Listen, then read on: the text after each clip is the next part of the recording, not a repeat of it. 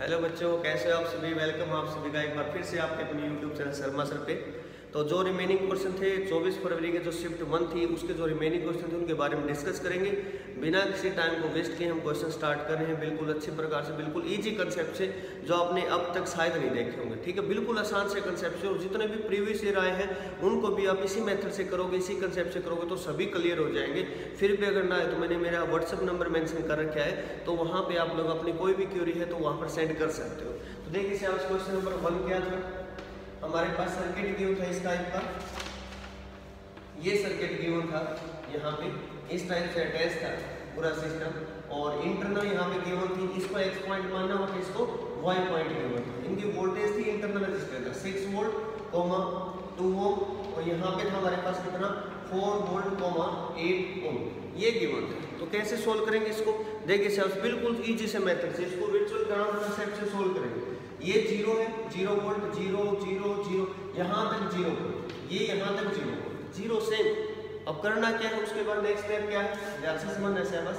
x point जिसको निकालना है, यहाँ पे वोल्टेज आप मेंशन करना था तो मेंशन कर सकते हो, लो मैंने मेंशन कर दिया। इंटरनल रेजिस्टेंस है, मैंने उसको यहाँ से शो किया, कितना है 2 ओम, ये कितना है 6 वोल्ट। ओके, नेक्स्ट जो पॉइंट है यहाँ पे इंटरनल रेजिस्टेंस लिखा, और यहाँ पे मैंने बैटरी का जो है 4 वोल्ट वो लिखा, एज इट इज टर्मिनल जो थे 8 वोल्ट। ओके, इस टाइप से मैंने लिखा।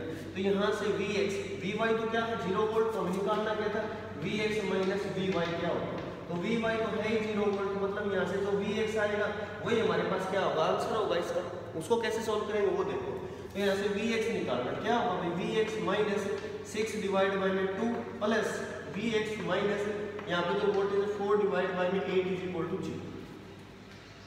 अब इसको सोल्व करते हैं, यहाँ से सोल्व करेंगे तो क्या आएगा, एलसीएम ले लो, हमारे पास क्या आ गया 8, तो यहाँ से क्या है 4Vx minus 24 plus Vx minus 4 is equal to 0। जो यहाँ पे 8 था दूसरी साइड चला गया, 4 और 5 तो 1 कितना हो गया 5 Vx, और ये 24 और 4 हमारे पास कितना हो गया, यहाँ से अगर देखेंगे तो हमारे पास 4 था 24, तो ये हुआ 28।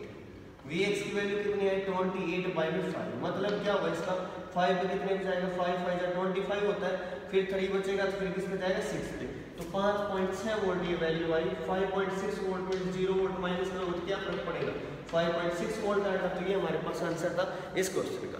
ओके, नेक्स्ट क्वेश्चन क्या है उसकी तरफ देखते हैं, मूव करते हैं। और जो आज का जो क्वेश्चन हुआ है उसका आप लोग जो भी क्वेश्चन है पर जो भी क्वेश्चन है वो सेंड कर दें ताकि हम लोग उसका सोल्यूशन प्रोवाइड कर सकें। क्वेश्चन नंबर 2 में क्या था, वेलोसिटी टाइम ग्राफ गिवन था, एक्सेलरेशन टाइम, बहुत ही आसान सा क्वेश्चन था। वेलोसिटी टाइम गिवन था और आपसे क्या पूछा था, एक्सेलरेशन टाइम।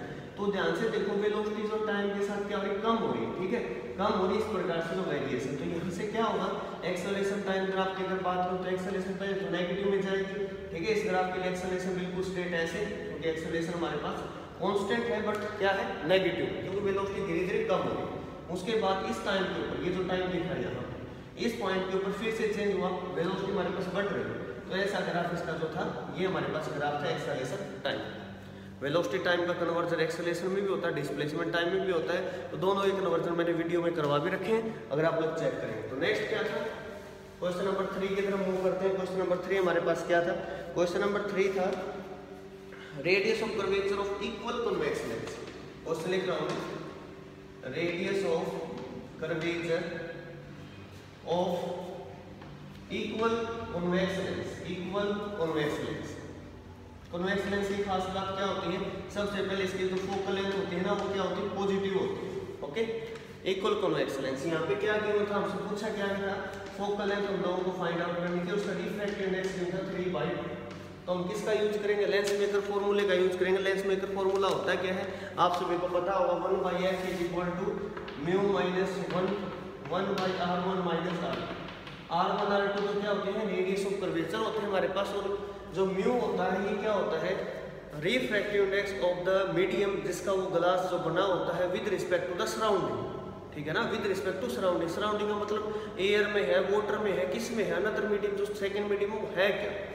ओके, तो यहाँ से देखो बस 1/f म्यू कितना 3/2 माइनस 1। अब ये देखो ये इंपॉर्टेंट है, 1/r माइनस का 1/, ऐसा क्यों लिखा, क्योंकि अगर मैं इसको लिखूंगा तो ऐसे ही बनाऊंगा, ये पॉजिटिव है ये नेगेटिव, कितना इससे, तो माइनस माइनस क्या हो गया, प्लस हो गया। आर एलसीएम आगे कितना बन गया 2/, इसको यहाँ से करेंगे तो कितना 1/2 इंटू 2/, 2 से 2 कैंसिल, 1/f की वैल्यू ये आ गई, मतलब f की वैल्यू क्या आ गई प्लस आर। ऑप्शन में माइनस आर भी था तो इस बात का ध्यान रखें प्लस आर। नेक्स्ट क्या है, नेक्स्ट देखते हैं। नेक्स्ट तो बिल्कुल 2-3 तो रिजल्ट जो थे ना, linear expansion surface volume expansion class 11th की जो 7th यूनिट है वहाँ से डायरेक्ट पूछे गए थे। क्या पूछे गए थे मैं बता देता हूँ। A rod of length L and coefficient of linear expansion alpha, find increase in length when temperature changes from T to delta T. इसने बताया कि टेम्परेचर तो चेंज हो रहा है टी से टी प्लस डेल्टा टी, ठीक है। ओरिजिनल लेंथ है l, coefficient of linear expansion alpha, तो चेंज इन लेंथ क्या आएगा, चेंज इन लेंथ का डायरेक्ट फॉर्मूला होता है क्या, delta l is equal to alpha l delta t, delta s is equal to beta s delta t, delta v is equal to gamma v delta t. Relation क्या होती है, beta is equal to 2 alpha, उधर gamma is equal to 3 alpha. हमारा result तो यहीं तक आ गया था, मैं वैसे बता रहा हूँ आपको, ये हमारे पास रिजल्ट था, ये इसका ऑप्शन करेक्ट था। नेक्स्ट हमसे क्या पूछा गया, नेक्स्ट पूछा गया इस टाइप से लाइमन बालमन बास्टन ब्रैकेट पीफुल, ये आप लोगों ने केमिस्ट्री में पढ़ रखी है और फिजिक्स के अंदर ही पढ़ रखी है। ऐसा गिवन था n1 2 3 4 5 6 और अप टू इन्फिनिटी, ठीक है। यहाँ से फर्स्ट के अंदर इस टाइप से जंप करवाया था 6 से, और उसके बाद क्या करवाया था n is equal to 5 4 5 6 and 6 से, तो इसके अंदर करवाया था 5 से हमारे पास सेकंड के अंदर ऐसे करवाया था, और ये ऐसे ए बी सी, इनके बारे में बताना था क्या था अकॉर्डिंग टू ऑप्शन। तो फर्स्ट में जब जंप करता तो ये होती लाइमन सीरीज, सेकंड के लिए बाल्मर सीरीज, फिर पर्सन, फिर ब्रैकेट, फिर पेपर, ओके। तो इसका क्या आंसर था हमारे पास अकॉर्डिंग टू ऑप्शन, जो इस केस में था वो क्या था, A is limit series of Lyman series, B जो हमारे पास वो क्या थी third member of Balmer series. Third कैसे, फर्स्ट सेकंड थर्ड, ये फर्स्ट सेकंड, ये पर्सन की क्या थी सेकंड हमारे पास सीरीज थी, ओके। तो बता सकते हो इसलिए आपके पास ये था। उसके बाद नेक्स्ट क्वेश्चन हमारे पास क्या था, नेक्स्ट ये था ये मेटल क्यूब, क्यूब गिवन था इस बार, जिसके साइड क्या थी क्यूब के रिगार्डिंग हम बात करेंगे। और वीडियो अच्छी लगे तो इसको लाइक शेयर और कमेंट जरूर कर देना। इतना अच्छा डिस्प्ले बोर्ड तो हमारे पास नहीं है, सिंपल सा बोर्ड काम चला रहे हैं, अच्छे लगे तो शेयर कर देना इसको, ठीक है। नहीं है जो भी कमी लगी आपको जरूर मेंशन करना है इसके अंदर, ताकि हम लोग इम्प्रूवमेंट करें। तो ये देखो यहाँ पर क्यूब गिवन था जिसकी साइड थी, ठीक है। क्या क्या गिवन था, क्यूब था जिसकी साइड ए थी, इसको हीट किया जाता है, temperature is increase to delta t, temperature कितना बढ़ा दिया गया डेल्टा टी को, change in temperature, delta t temperature बढ़ा दिया गया। कोफिशिएंट ऑफ लीनियर एक्सपेंशन था alpha, find the change in, find the delta v पूछ लिया क्या होता है, ठीक है। अल्फा की होता है, अब खास बात क्या थी इसके अंदर, ऐसे क्वेश्चन हमने सोल्व किए थे, delta v is equal to क्या गामा वी डेल्टा टी, ये फॉर्मूला था। बट यहाँ तो गामा तो दे तो नहीं रखा ना, हमें क्या दे रखा है अल्फा दे रखा है। अल्फा और गामा में क्या relation, gamma is equal to 3 alpha, beta is equal to 2 alpha, place में होती पुट करेंगे यहाँ पे 3 अल्फा, वी कितना वॉल्यूम क्यूब का ए क्यूब डेल्टा टी, ये इसका आंसर था। बोलो क्या मुश्किल था, ठीक है। ऐसे ही क्वेश्चन आएंगे और आप लोग ऐसे मैं जो कर रहे हैं बिल्कुल ऐसा ही होगा, और घबराने की बिल्कुल जरूरत नहीं है। 3 अटेम्प्ट और अगर आप लोग बोलोगे तो स्पेशल कोर्स आप लोगों के लिए स्टार्ट कर देंगे, प्रीवियस ईयर का जो होगा आपके लिए वो स्टार्ट कर दिया जाएगा, ठीक है। नेक्स्ट आपके पास क्या था ये जो क्वेश्चन, उसके बाद आपके पास पीवी का ऐसे डायग्राम था, पीवी इंडिकेटर डायग्राम इसको बोलते हैं, ठीक है। इसमें ऐसे गिवन ये करोगे कोई नेम पे ए बी सी, यहाँ वॉल्यूम था V, यहाँ वॉल्यूम था 2, ठीक है। इसलिए लिखा था 1 2, यहाँ पे प्रेशर 1 था, यहाँ पे 2 था, ठीक है। जो सिस्टम था उसके अकॉर्डिंग ऐसा डायग्राम था। और आपसे क्या पूछा गया था, ये एरो डिमेंशन थी, एरो का अपना यूजुअल मीनिंग था। आपसे पूछा गया था कि वर्क डन कितना होगा इस पूरे प्रोसेस के अंदर। तो वर्क डन कहाँ से कहाँ होगा, A to B plus work done B to C plus work done C to A।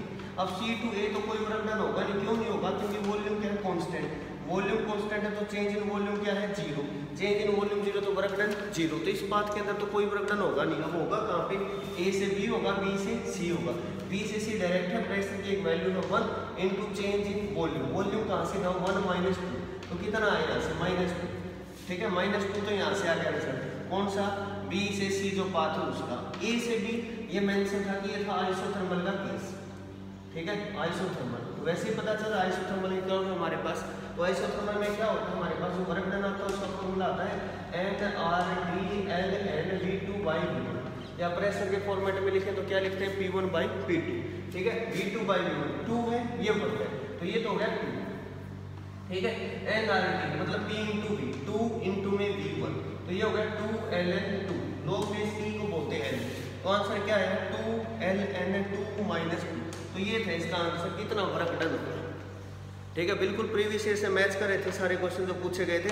उसके बाद नेक्स्ट क्या पूछा गया था, नेक्स्ट आपसे पूछा गया था डायमेंशन से क्वेश्चन आया था, तो डायमेंशन का क्या क्वेश्चन था वो देखने से डायमेंशन में मैंने बताया था कि लॉगरिथम है, e की पावर है, कोई भी इस प्रकार से है ना, तो उसका कोई भी साइन है, कोस है, तो उस केस में कोई डायमेंशनल फॉर्मूला नहीं होता, डायमेंशन लेस होता पूरा का पूरा। तो इसका यूज कैसे करना थोड़ा इतना आसान तो नहीं था, तो देखिए बस इसमें था W हमारे पास वर्क डन था अल्फा बीटा स्क्वायर e की पावर, e मतलब exponential minus x square divide by में k t, और ये था हमारे पास answer. We have to calculate the dimension of beta, beta का डायमेंशन निकालना था। के बी क्या था बोल्ट्जमैन कांस्टेंट, टी क्या था टेम्परेचर, सारी चीजें ऐसे क्यों थी, एक्स डिस्टेंस थी, डब्ल्यू वर्क डन था। सबसे पहले तो हम क्या करेंगे, ये पूरी टर्म क्या डायमेंशन है, डायमेंशन का इसको हम क्या लिखते हैं, तो इसको यहाँ से पहले तो इसको सोल्व करना पड़ेगा, एक्स स्क्वायर के टी अल्फा, क्योंकि अल्फा निकालना that is equal to x square कितना हुआ के टी अल्फा, अल्फा निकालो तो अल्फा क्या हुआ माइनस साइन का कोई यूज नहीं होता डायमेंशन में, के इंटू टी, एक्स स्क्वायर मतलब डिस्टेंस का स्क्वायर। अब के टी कैसे निकालें, के टी काइनेटिक एनर्जी का फॉर्मूला होता है तो हाफ mv स्क्वायर, एक होता है 3/2 kBt मतलब 1/2 kBt आपके पास एनर्जी लेती है, डायरेक्ट आपको सोचना है थोड़ा सा लॉजिकली। तो यहाँ से काइनेटिक एनर्जी का फॉर्मूला क्या होता है m1L2T - 2, काइनेटिक है, पोटेंशियल है, वर्क डन है, सेम डायमेंशनल फॉर्मूला होता है। तो यहाँ से क्या बन गया हमारे पास L स्क्वायर से L स्क्वायर कैंसिल, m-1L0T - 2, तो ये तो हो गया अल्फा का। अब अल्फा कैसे यूज करेंगे, यहाँ यूज करेंगे, इसका कोई डायमेंशनल फॉर्मूला नहीं होता एक्सपोनेंशियल का, ठीक है, 1 डायमेंशनल इसको 1 लिखते हैं। तो W वर्क डन है, वर्क डन के लिए m1L2T - 2, बीटा स्क्वायर निकालना तो अल्फा को यहाँ पे डिवाइड कर देंगे, अल्फा है क्या m-1L0T - 2, ठीक है। T -2 था ऊपर जाएगा +2 होगा, m की पावर -1 है, ऊपर जाएगा +1 तो m की पावर 2, l की पावर 2, t की पावर -1, इसका बीटा स्क्वायर हुआ ना, तो बीटा निकालना तो बीटा क्या होगा m1L1T - 2, तो ये होगा बीटा का डायमेंशनल फॉर्मूला। ओके, देखा थोड़ा सा लॉजिकल था, तो आप इसको कर सकते थे, ऐसी कोई खास बात नहीं है, नहीं कर सकते। नेक्स्ट आपसे क्या पूछा था, कैपेसिटेंस का पूछा था, सीरीज और पैरेलल का केस। तो कैपेसिटेंस का सीरीज में क्या होगा, पैरेलल में क्या, उसकी रेशो पूछी थी, बताओ, बिल्कुल बोर्ड लेवल क्वेश्चन था, है ना। सी सीरीज सी पैरेलल, तो रेजिस्टेंस के थोड़ा अपोजिट एंड होते हैं, सीरीज में कैसे एंड होते हैं, दोनों सेम थे, सी डिवाइड बाय में सी प्लस, डायरेक्ट स्ट्रिप बता रखी, पैरेलल में डायरेक्ट जोड़ेंगे सी प्लस, कितना हो गया, तो सी स्क्वायर बाय में 2c हो गया, और ये भी क्या होगा 2c, ठीक है। तो 2c अगर आप इसको सोल्व करोगे तो क्या बनेगा, C square divide by 2c into 2c, C square cancel 1/4, तो 1:4 इसका आंसर था सीरीज और पैरेलल का। लेकिन जल्दबाजी करोगे तो आप गलत भी कर सकते हो। उसके बाद और क्या था आपके पास, कि वेवलेंथ बढ़ेगी तो एनर्जी में क्या फर्क पड़ेगा, ठीक है। फोटोन के केस में अगर वेवलेंथ बढ़ेगी तो एनर्जी में क्या फर्क पड़ेगा, E = h × hc/λ, अगर लैम्डा बढ़ेगा तो एनर्जी क्या होगी, कम होगी, लैम्डा बढ़ेगा तो एनर्जी आपके पास डिक्रीज होगी। फिर हमारे पास बहुत ही अच्छा सा क्वेश्चन मैं कहता हूँ कि डायोड के और जिनर डायोड के बिल्कुल पड़े हुए नंबर मिलते हैं, पड़े हुए का मतलब बिल्कुल आसान सा आता है। क्या दे रखा था आपके पास, सीरीज रेजिस्टेंस दे रखा था, जिनर डायोड दे रखा था, ठीक है। क्वेश्चन ये तब बनता जब इसका वेवफॉर्म से पूछता है कि वेवफॉर्म बनेगा कैसे, तो उस केस में थोड़ा सा बढ़िया हो जाता है। आप देखते हैं शाबाश होगा क्या, लोड रेजिस्टेंस था आपके पास 2 किलो RL जिसको हम बोलते हैं, सीरीज रेजिस्टेंस आपके पास था कितना 1 किलो, और जिनर के अक्रॉस जो वोल्टेज थी वो थी 5 वोल्ट, यहाँ कितना करंट आएगा ये पूछा गया, ओके। ये बैटरी थी आपके पास 10 वोल्ट, ठीक है। सबसे पहले हमें क्या करना है, यहाँ करंट कितना है वो मेजर करना है, टोटल करंट में से उस करंट को माइनस कर देंगे, इसका पता लग जाएगा। वो कैसे करेंगे, यहाँ वोल्टेज कितनी 5 है, पैरेलल से 5 वोल्टेज, तो करंट कितना I = V/R according to 5 divide by 2 kilo ऊपर जाकर मिली हो गया, ठीक है। 5/2 कितना 2.5 मिली एम्पीयर, ये तो हो गया बेटा लोड करंट, ठीक है। यहाँ से जो टोटल करंट है उसमें लोड तो चला गया कितना 2.5 मिली एम्पीयर। अब ये कितना होगा, हमें इसका भी तो पता करना है, ये कितना 10, ये कितना हमारे पास 5, तो 10 माइनस 5 डिवाइड बाई में रेजिस्टेंस कितना 1 किलो, किलो का मिली हो गया मतलब कितना 5 मिली एम्पियर। 5 में से 2.5 यहाँ चलेगा तो यहाँ कितना है 2.5 मिली एम्पियर। अब इसका फॉर्मेट बनाते रहो 2.5 इंटू 10 की पावर माइनस 3, 25 के फॉर्मेट में लिख लो 25 इंटू 10 की पावर माइनस 4, ये आंसर आ जाएगा। नेक्स्ट क्या था, ट्रांजिस्टर का केस दे रखा था। ट्रांजिस्टर आपके पास करंट कौन कौन से दे रखे थे, ये इंपॉर्टेंट था, ठीक है। जल्दबाजी में गलत क्या बीटा पूछा गया था आपसे। करंट क्या क्या गिवन थे मैं बताता हूँ आपको। एक तो आपके पास करंट था कॉमन इमीटर, तो आपके पास करंट क्या क्या थे, एक तो करंट था आपके पास IC कितना था 3.5 मिली एम्पियर, एक था IE कितना था हमारे पास है 4 मिली एम्पियर, ये था। जल्दबाजी में क्या कर दिया, गलत तो नहीं कर दिया, ये हमारे पास होता आउटपुट, ये इनपुट नहीं, लेकिन होगा क्या, ये तो कॉमन इमीटर था। तो बीटा का फॉर्मूला मैं हमेशा ये बताते आया हूँ आपको कि B से बीटा होता है, ठीक है।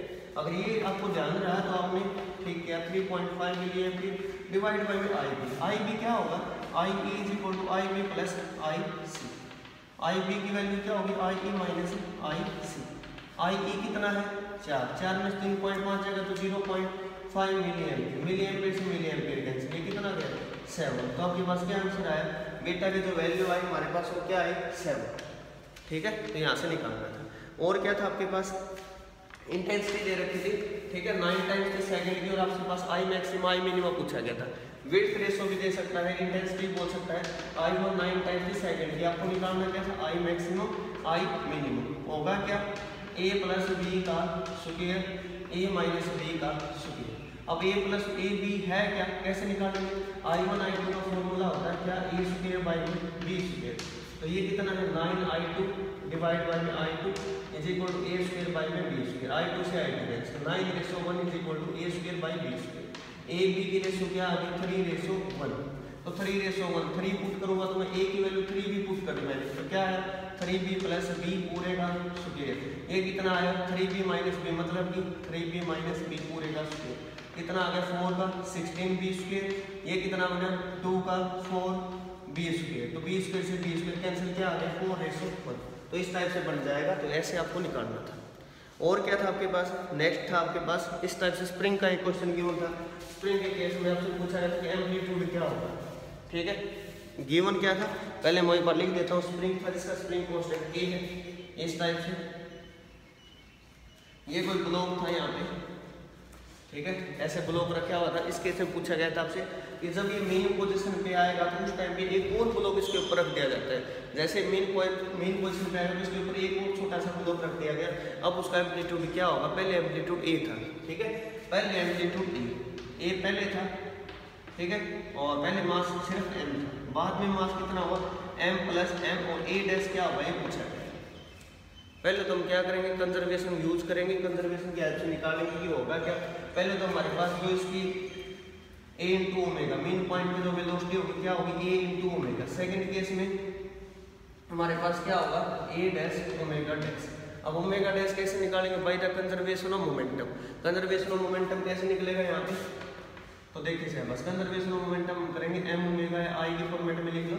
तो यहाँ पे कंजर्वेशन करेंगे तो पहले तो मास m था, ओमेगा था, बाद में mass m plus m into में ओमेगा डैश। ओमेगा डैश की वैल्यू यहाँ से क्या आएगी, omega dash is equal to m omega divide by में m प्लस। अब इसको पुट करेंगे, कैसे पुट करेंगे, a इंटू ओमेगा। ओमेगा क्या होता है रूट k बाई m, ठीक है, जो मास है वो a डैश हमें निकालना। ओमेगा डैश क्या होगा हमारे पास under the root k by में m कितना m प्लस, ठीक है। ओमेगा डैश की वैल्यू पुट कर दी, वहां से ओमेगा डैश हमने निकाला था वो वैल्यू पुट कर सकते हो ओमेगा में चाहो तो उसके अकॉर्डिंग रिजल्ट आ जाएगा। तो ओमेगा डैश क्या है, यहाँ से ये वैल्यू पुट कर दो, ये ज़्यादा आसान रहेगी। तो ओमेगा डैश क्या है m omega divide by m plus, ठीक है। तो ये फॉर्मेट आपके पास आ चुके हैं। उसके बाद आपको जो रिजल्ट निकालना a डैश की वैल्यू क्या है a डैश, ठीक है। a डैश हमारे पास क्या है, देखिए सर बस एक क्वेश्चन ये था कि यहाँ पे स्प्रिंग ऐसे था और स्प्रिंग से एक ब्लॉक बंधा हुआ जिसका मास m था ऐसे, ठीक है, स्प्रिंग कांस्टेंट K था। उसके बाद क्या था, जैसे ये ऐसे चम कर रहा था मेन पोजीशन पे जैसे आया तो एक और ब्लॉक इसके ऊपर रख दिया गया। पहले एम्पलीट्यूड था A, ठीक है, वेलोसिटी थी V, ये सब स्प्रिंग कांस्टेंट के है, तो उस केस में हमें करना क्या है, सेकंड सिचुएशन कुछ इस टाइप से थी कि स्प्रिंग जो था m, ठीक है, छोटा एक m इसके ऊपर रख दिया गया। तो उस केस में पूछा गया था, कब रखा गया, जब ये बिल्कुल मेन पोजीशन पे आप लोग उसी टाइम पे एक छोटा सा ब्लॉक जिसका मास है वो रख दिया गया। तो उस केस में हमसे पूछा गया था कि इसका एम्पलीट्यूड क्या होगा, एम्पलीट्यूड चेंज होगा, नहीं होगा कि होगा क्या, ठीक है। तो देखते हैं सिलेबस होगा क्या। पहले तो हम conservation of linear momentum use करते हैं, conservation of linear momentum. Conservation of linear momentum क्या कहता है, हमारे पास जो पहले है बाद में होगा सेम होगा। तो पहले क्या था, यहाँ से अगर हम बात करें mass into velocity, v is equal to mass m plus m into में वेलोसिटी, वेलोसिटी भी v डैश, तो v डैश का रिजल्ट आ गया, ऐसे क्या है, v dash is equal to mv divide by m plus m। अब मेन पोजीशन पे वेलोसिटी क्या होती है, v is equal to a omega होता है, v is equal to a omega.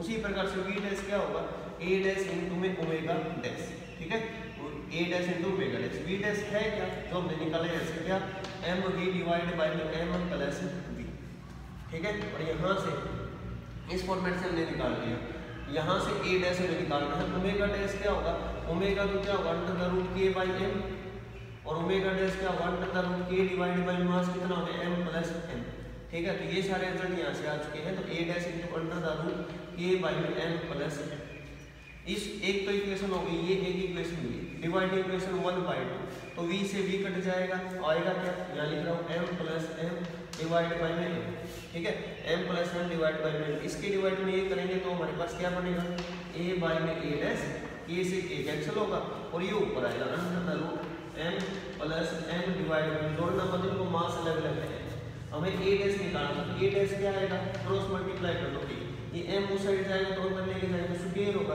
तो यहाँ बनेगा m और नीचे इसका स्क्वायर होगा रूट के अंदर m प्लस m। तो ये नया एम्पलीट्यूड था जो आप लोगों को फाइंड आउट करना था, ठीक है। नेक्स्ट हम क्वेश्चन करते हैं, सीरीज हो गया, पैरेलल हो गया। एक क्वेश्चन हमारे पास ये दे रखा था इस टाइप से, ग्रेविटेशन से था ये क्वेश्चन, 4 ब्लॉक थे, 4 मास थे हमारे पास जो रिवॉल्व कर रहे थे, स्पीड पूछे गए, m m m m, radius r थी, इस पॉइंट पे या किसी पॉइंट पे आपसे v पूछा जाए तो ये होगा। हमें करना क्या था, फॉर्मूला यूज करना था, कौन कौन सा सेंट्रीपिटल फोर्स और यहाँ पे ग्रेविटेशनल फोर्स को इक्वल करके किसी भी एक पॉइंट के अबाउट, मान लीजिए पॉइंट हमने लिया, ये लो कोई भी एक ले लो, इस पॉइंट पे सेंट्रीपिटल फोर्स क्या है, mv²/r लिख दिया। यहाँ फोर्स लग कितना रहा है, इसकी वजह से भी लग रहा है अट्रैक्टिव फोर्स, इसकी वजह से भी लग रहा है अट्रैक्टिव फोर्स, एक इसकी वजह से लग रहा है अट्रैक्टिव फोर्स, ठीक है। तो यहाँ से इनके बीच में जो फोर्स लग रहा है वो कितना लग रहा है, g m into m m square divide by में r प्लस r, सेंटर से सेंटर कितना 2r का स्क्वायर प्लस प्लस कौन सा, इन दोनों की वजह से फोर्स कितना लगेगा भाई। अब यहाँ से ये r है, ये r, तो एंगल कितना होगा, सिंपल सी बात है, एंगल कितना होगा हमारे पास 45 होगा, निकाल सकते हैं perpendicular by base, perpendicular by base कितना r बाय r, कितना बन गया हमारे पास टेंजेंट थीटा 1, टेंजेंट थीटा 1 कितने पे होता है 45 पे होता है। तो फोर्स का एक कंपोनेंट तो यहाँ f cos 45, एक यहाँ f sin 45।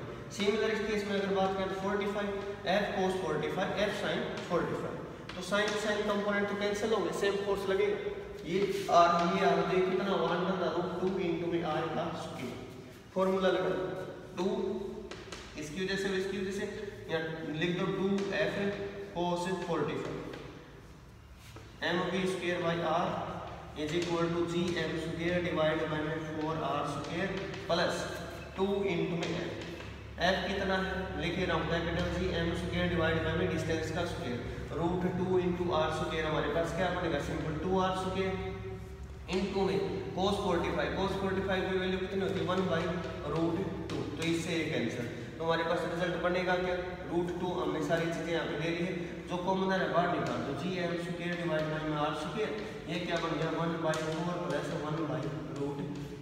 आगे सोल्व कर लो इसको, जो भी 4 एलसीएम लेके भी सोल्व कर सकते हो, ठीक है। 4 एलसीएम लेके कैसे सोल्व करो, ऊपर नीचे √2 से मल्टीप्लाई कर दो, ये √2 हो गया, ये सिंपल क्या बन गया 2, एलसीएम लोगे तो क्या बनेगा हमारे पास जी m square divide bye r square, और ये क्या बन जाएगा 4 एलसीएम आ गया 2√2 प्लस 1 डिवाइड बाय 4। अब ये तो हमारे पास किसकी वैल्यू है mv²/r की, एक r से एक r कैंसिल हो गया और एक m से एक m कैंसिल हो गया, तो v की वैल्यू क्या आ गई अंडर द रूट